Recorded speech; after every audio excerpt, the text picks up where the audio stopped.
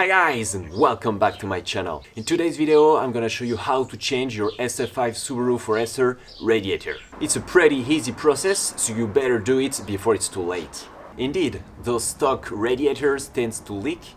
It's usually happened around 200,000 kilometers. So even just as a prevention, it's better to change it. Let's get to it.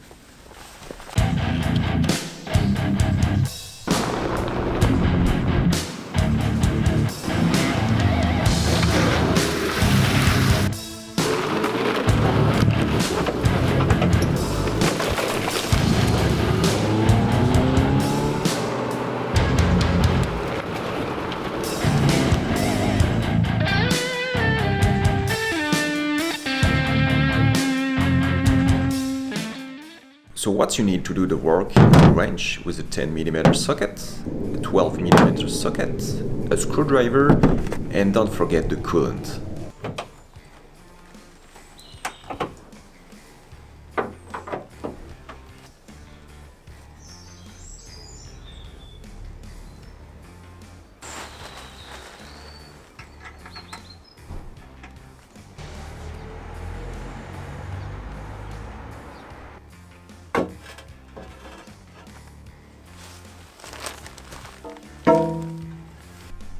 Just so you know, this is where my radiator leaked. First, you're gonna open your radiator cap, and then you have to flush all the coolants, with removing this little plastic screw under it. Be careful, it can be pretty messy.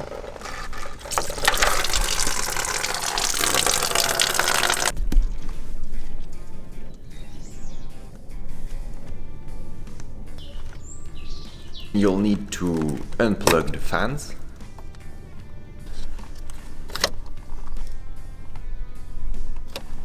And while you're under the car, you can remove the bottom hose of the radiator.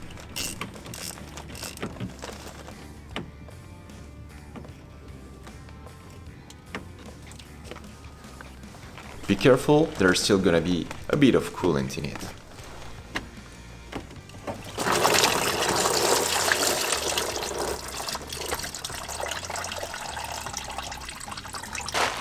You can remove the top hose of the radiator.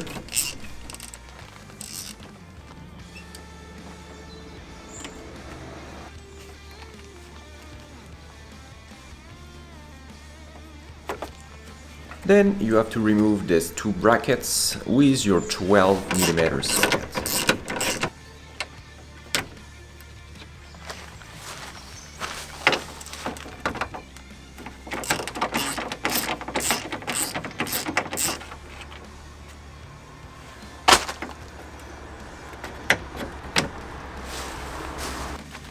And then you can slowly but surely remove your old radiator. It should come pretty easily.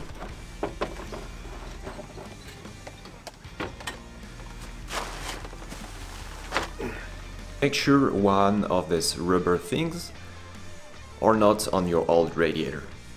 If do, just like me, you just have to get it back on its place.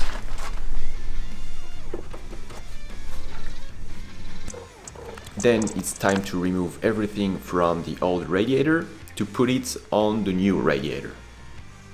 This is pretty easy, you just have a bunch of 10mm screws. Then you can see how bad your old radiator was. Then you can also take time to clean a bit the fans, remove all the dust, and put the fans back in place on the new radiator.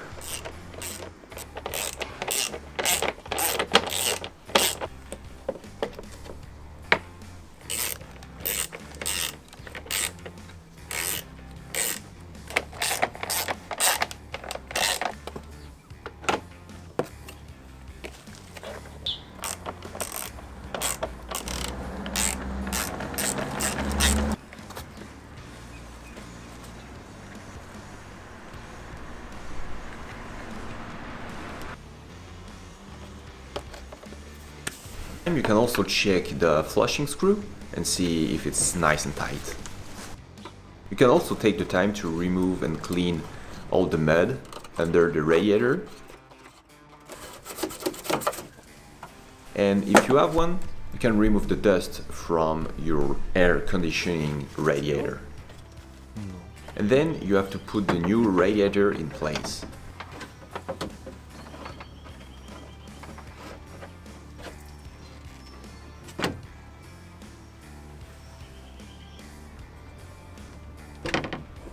You can go under the car to make sure it's properly fitted.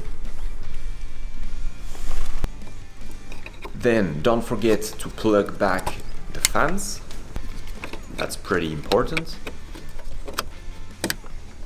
And while you're under the car, you can put back the bottom hose of the radiator.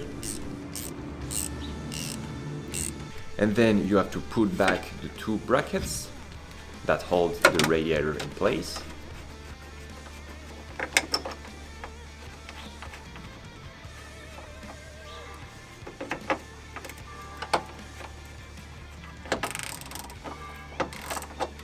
Put the top hose on the new radiator.